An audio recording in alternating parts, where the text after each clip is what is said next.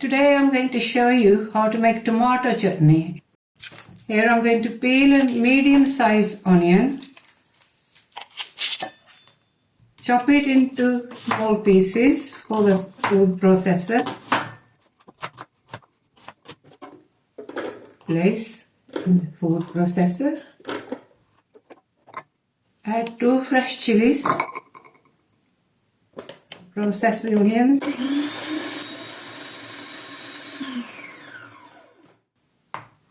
add a tin of peeled tomatoes,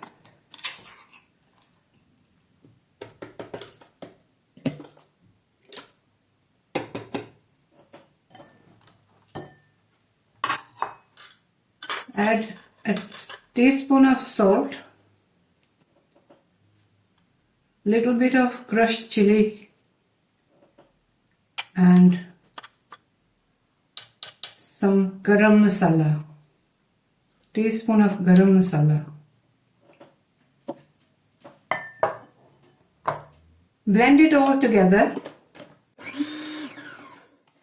And tomato chutney is ready.